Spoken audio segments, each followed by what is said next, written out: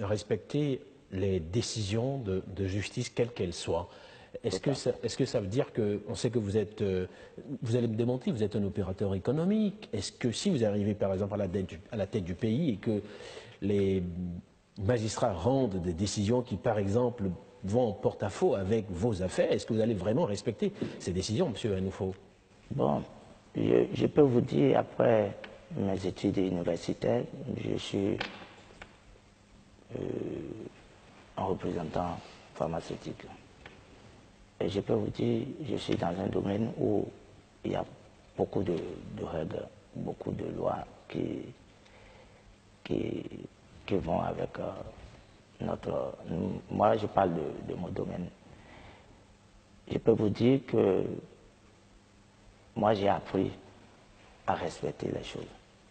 J'ai vécu, j'ai travaillé dans des conditions où il y a les lois, les règles à respecter.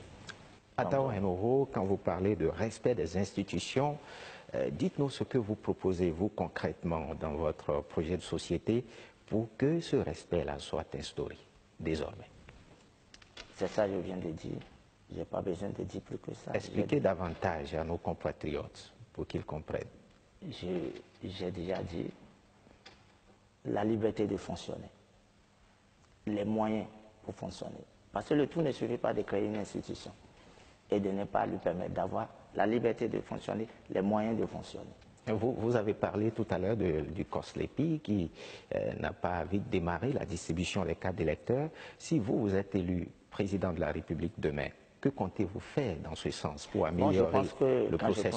Je prends le COSLEPI, si moi je suis élu, et je vais essayer d'œuvrer pour que ça ne soit plus désormais les politiciens, les politiques qui gardent le contrôle d'une telle institution.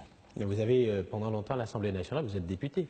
Monsieur Hanoufo, vous avez fait les jeux politiques pour que finalement, tel ou tel contrôle, le COSLEPI, on voit bien la bataille qui se mène à l'Assemblée nationale pour oui, tout à fait. On a fait l'expérience aujourd'hui. Et vous êtes partie intégrante de ces députés. Oui, mais monsieur le journaliste, aujourd'hui l'expérience a montré que avec les hommes politiques, il faut reconnaître ses erreurs et apprendre à corriger. Parce que nous ne sommes pas encore un pays développé. Nous sommes un pays, je dirais, en voie de développement. Donc, acceptons de marquer des arrêts et de corriger